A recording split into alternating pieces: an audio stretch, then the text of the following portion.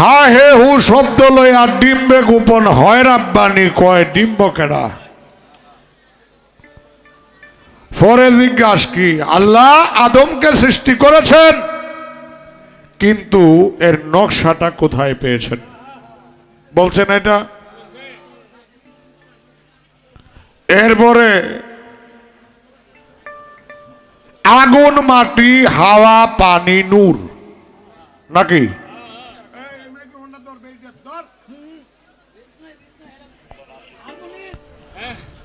আগুন মাটি হাওয়া পানি নূর।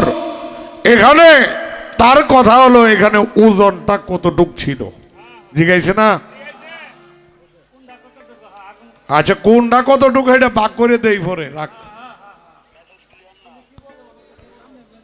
এটা কথা মনে হয়েছে বাবারা, যদি বলেন তাইলে বলবো। বলবো আমারে কয় কয় 2 দিন গান বাজনা ভালো হইল।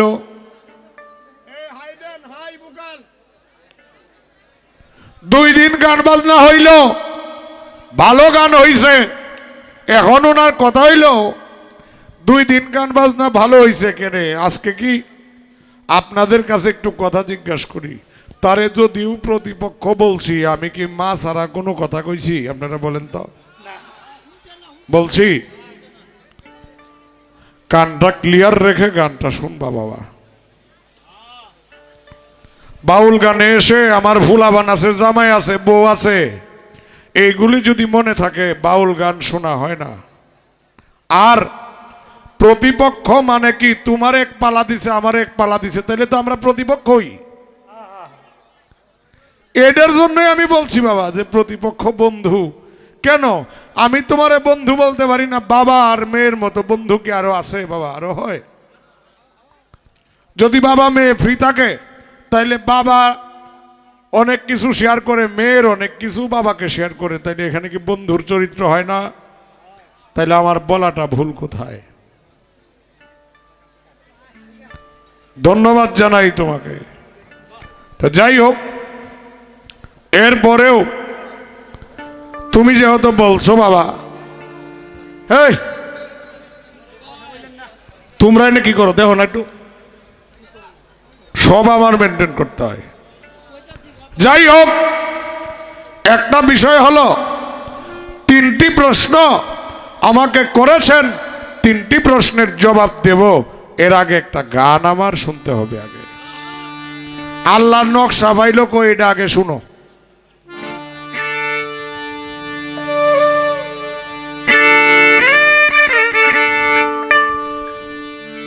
অন্তরে অন্তরে দেখো রে মন চিন্তা করে, প্রভু সাই পড়ো আরে কি খেলা খেলায়, আপে সাই পড়ো আরে কি খেলা খেলায়।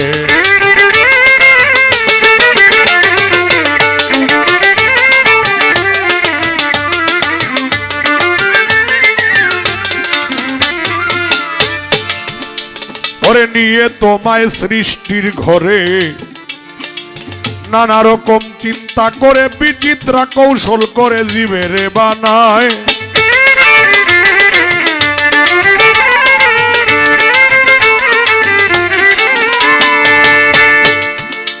ওরে নিয়ে তোমায় সৃষ্টির ঘরে নানা রকম চিন্তা করে, বিচিত্র কৌশল করে জীবেরে বানায়। সিয়া সফেদ লাল জরদা যার রঙে দুনিয়া বাধা, সিয়া সফেদ লাল জরদার চার রঙে দুনিয়া বাধা, বানাইয়া নর মাধা ভবেতে পাঠায়, বানাইয়া নর মাধা ভবেতে পাঠায়, বানাইয়া নর মাধা ভবেতে পাঠায়। আপে সাই পড়ো আরে কি খেলা খেলায়, প্রভু সাই পড়ো আরে কি খেলা খেলায়।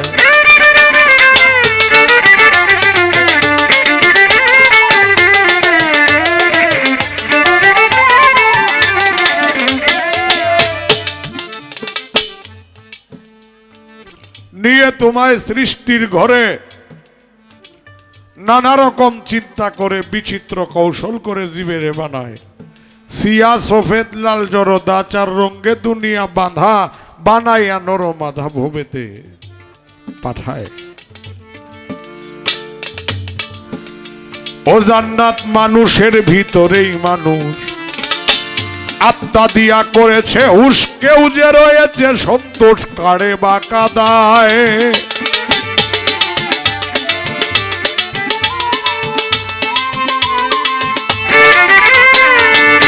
ওরে মানুষের ভিতরে মানুষ আত্মা দিয়া করেছে হুশ, কেউ যে রয়েছে সন্তোষ কারে বা কাদায়।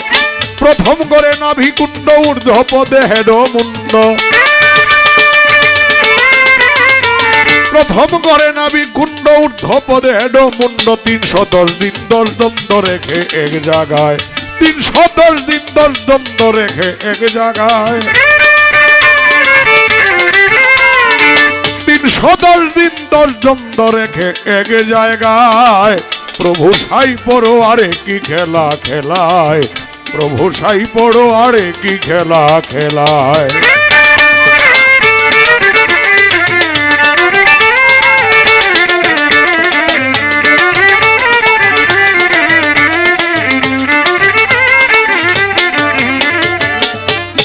আল্লাহ বলছে কি, ওয়াইস কালা রাব্বুকা লাইল মালাইকাতাহু ইন্নী জাইনুল ফিল আরদে খলিফা। হে আমার মালাইকগণ, আমি একজন প্রতিনিধি সৃষ্টি করতে চাই, এতে তোমাদের অভিমত কি? ফেরেশতারা কয় আল্লাহ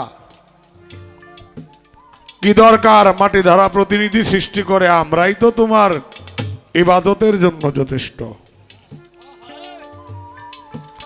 আলাপটা 2 ঘন্টা পরে হইল, এখনই করতেছি।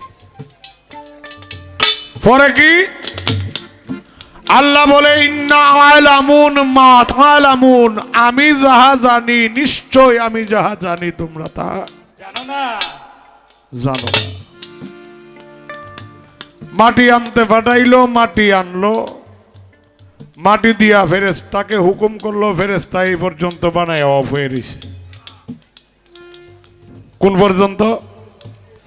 ঘাড়ের হাড় পর্যন্ত বানায় অফ হয়ে গেছে।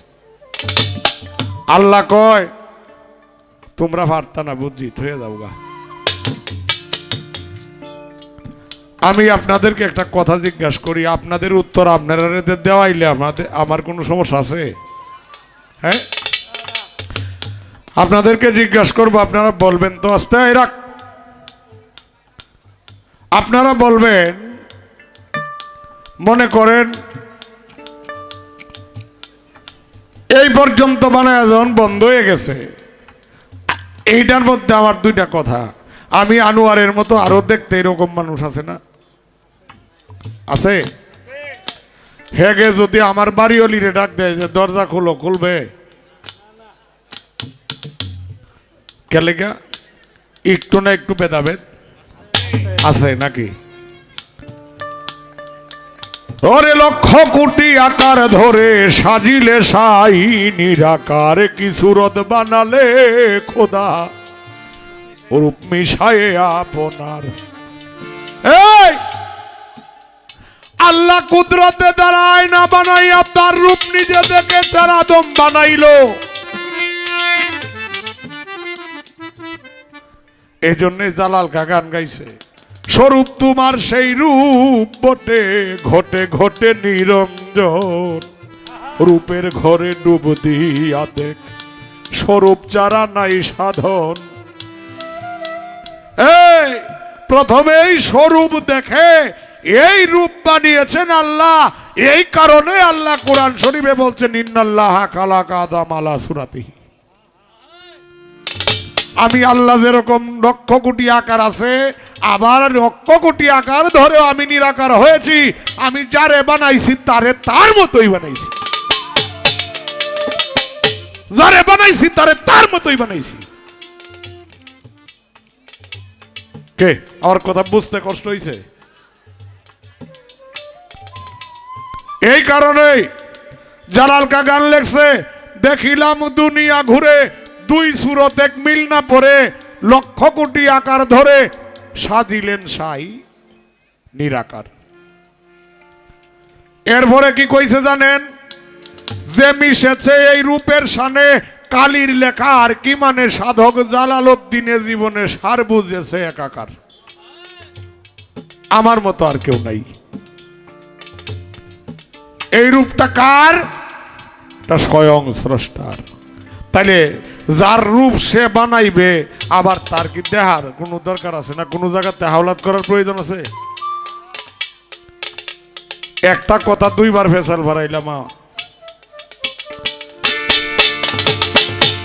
তবে না ভিড়ু পুরে সিনা দেখিতে বেশ নমুনা, দুই দারে দুই আছে টানা হাওয়ার জানালায়।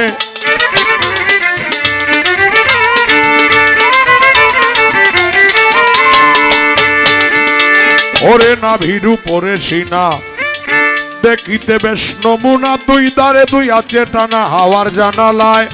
এমন একটা রাজবাড়ি তোরে তোরে কর্মচারী,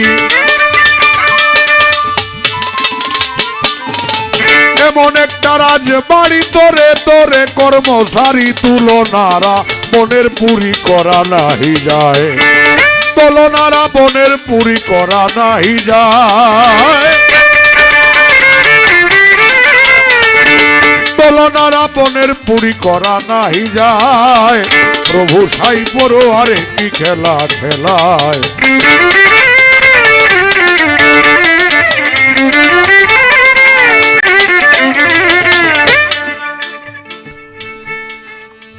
এই কারণে বাবা সৃষ্টির ঘরে নিয়ে নানা রকম চিন্তা করে বিচিত্র কৌশল করে জীবের বানায়।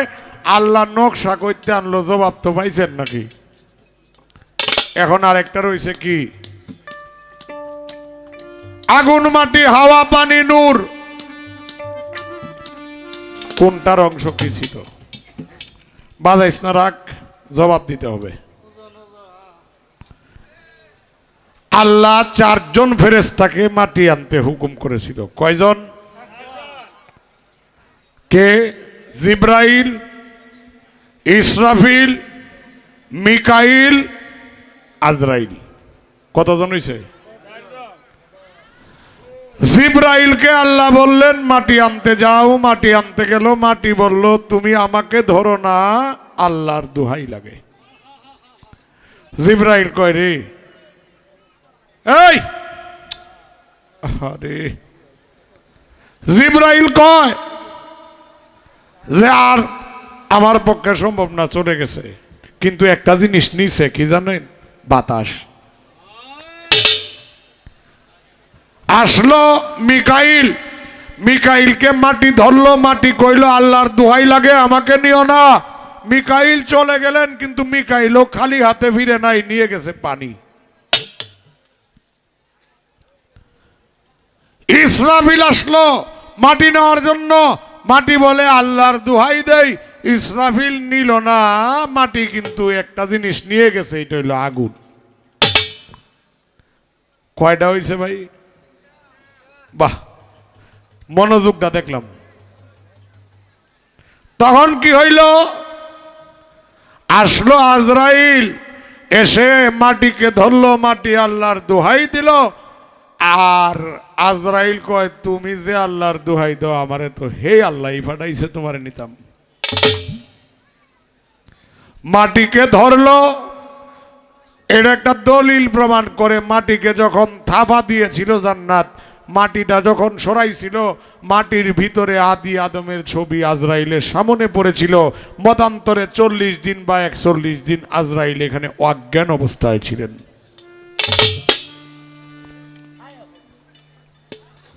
বাবা মাটি নিয়ে গেল, পানি নিয়ে গেল, আগুন নিয়ে গেল, বাতাস নিয়ে গেল। 4 অংশ দিয়া 14 পোয়া ওজন। কত পোয়া? 14 পোয়া। 14 পোয়া ওজনের ধারায় আল্লাহ ফেরেশতারা এই পর্যন্ত সৃষ্টি করলো। আর বাকিটা নূরের অংশ। নূরের ওজন কখনো হয় না বাবা, নূরের কোনো ওজন নাই। যেরকম কেন নাই, একটি গান আছে আগের গায়করা গাইতো, কি জানো? ওরে যে বিসমিল্লার হয় নাই ওজন, দুনিয়া দিলে তামাম, বিসমিল্লা বলিয়া মুখে জবান খুলিলাম। এক পাশে সারা পৃথিবী, আর এক পাশে বিসমিল্লাহির রহমানির রহিম একত্রিত করলে যেরকম ওজন হবে না, ঠিক তদ্রূপ নূরের কখনো ওজন হবে না বাবা। এই মিলিয়ে কাসাসুল আম্বিয়া এবং কোরআন শরীফের বিভিন্ন জায়গায় লেখা আছে আদমকে 14 পুয়া আগুন মাটি বাতাস নূর, আগুন মাটি পানি বাতাস নূর, এই 5 মশলা মিলায়া সনাতন ধর্মে তাকে বলে কীতি অফ তেজ মরুদ ভূম, কীতি অফ তেজ মরুদ ভূম। এই 14 পুয়া ওজন ধারা আল্লাহ আদমকে সৃষ্টি করেছিলেন। আচ্ছা, এখন আমারে কয় যে বাবারে আজকে আমারে না চিনলেই ভালো, এমনি আমি কথা কইতে পারি না, আজকে কিছু কথা কমো, এটা কইছে না? হ্যাঁ, এখন আমি বলতে চাই, আস্তে এই রাখ রাখ রাখ রাখ, আমি বলতে চাই তোমার মনে যা চায় যে পর্যন্ত বলতে পারো, এতে আমার কোনো আপত্তি নাই বাবা। কারণ কে লেগে জানো, আমরা চিনি সারা সার মতো হয়ে গেছি।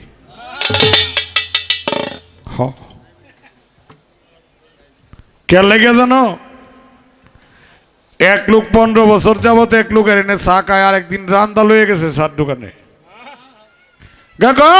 চপ কয় কিরে, আমার সাথে তো এই ব্যবহার করে না কোনোদিন, এই ব্যবহার কেন? কত চিনি ছাড়া কতদিন চা খাইছি? কয় 15 বছর। কয় যদি চিনি খাইতাম কটা খাইতাম? কয় 6 বস্তা অনুমান। কয় আমারে 2 বস্তার টেহাতে দে, আমি আবার হারাম খাই অভ্যাস নাই, আমার হারাম খায় অভ্যাস নাই। 4 বস্তার টাকা তোর কাছেই থাক, 2 বস্তা আমারে দে দেয়া। মা চিনি ছাড়া চা মতোই হয়ে গেছি আমরা এখন, তোমার মনে যা চায় তাই আমারে বলতে থাকো, আমার কোনো অভিযোগ নাই।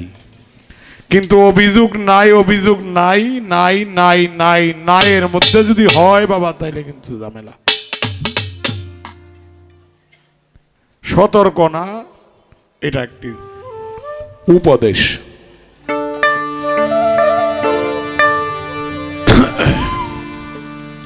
যাই হোক, এখন তোমার কাছে আমার একটু জানা দরকার। তুমি বলছো মা ফাতেমা কি হয়েছে? ডিম্বের খোসা নাকি? আচ্ছা, আমি আপনাদেরকে একটা কথা জিজ্ঞাসা করি, ডিম্বের খোসা যদি থাকে, খোসা তো বুঝেন সুখল, এটা আমরা এই ময়মনসিংহ ভাষায় আপনার এদিকে কি কয়? সোলকালা, শোকলা। আচ্ছা, শুকলা যদি থাকে, শুকলা ভাঙ্গে দেখেন বিজল নাই, তাইলে এই শুকলার কামে লাগবো? বিজলে ছিল হযরত আলী করিমুল্লাহ ওয়াজহু রাদিয়াল্লাহু তাআলা আনহু। তাইলে তোমার মাতৃশক্তিও ছিল না, আমার পিতৃশক্তি তারা ছাড়া বাবা তোমার মাতৃশক্তির কোনো দাম নাই। আমি জানতে চাই তোমার কাছে, তোমার কথা অনুযায়ী এখানে জানতে চাই, তুমি বলবা মাতৃশক্তিকে যে শক্তিটা সহযোগিতা করেছিল সেই শক্তির নাম কি? একটু কইও তো, এটা পালাত না। রাখ রাখ, বিশাল গুরুত্বপূর্ণ কথা। আমার জীবনে কোনো গায়করা আমি বলি না এই কথা, আজকে যেহেতু আমি জিজ্ঞাসা করছি, তুমি যদি বলো পিতৃশক্তি মাতৃশক্তিকে সহযোগিতা করছে, নট, এই কথা আমার মানার কোনো প্রয়োজন নাই। আমি তোমার কাছে জানতে চাই, তোমার জায়গায় তুমি অটল থেকে বলবা মাতৃশক্তির শক্তিকে যে শক্তি সহযোগিতা করেছিল সেই শক্তির কি নাম? এটা প্রশ্ন না, এটা পালার বাইরে একটি কথা। তোমার কথা অনুযায়ী রাখলাম এ পর্যন্ত। আসো এখন জিজ্ঞাসা করি হাওয়া কয় হাওয়া আদম লড়ে না নাকি এটা কইছে না? হ্যাঁ, এই হাওয়া নিজ সুরতে আল্লাহ বইছে নাকি? হ্যাঁ, নিজের সুরতে আল্লাহ আদমের সামনে বসছেন, আদম ধরতে চায়, নড়াচড়া করে নাকি? কইছে না? এটা বলে নাই? যদি বলে থাকেন আবার একটু জানা দরকার, আল্লাহ যে সুরতটা বসেছিল সেই সুরতের নাম কুদরতের নেশা। মনে রাখবেন, সুরতের নাম কি? কুদরতের নেশা। আমি জানতে চাই কুদরতের নেশার কতদিন পরে মা হাওয়াকে সৃষ্টি করেছিলেন? তিনটা করছি না, একটাই জিজ্ঞেস।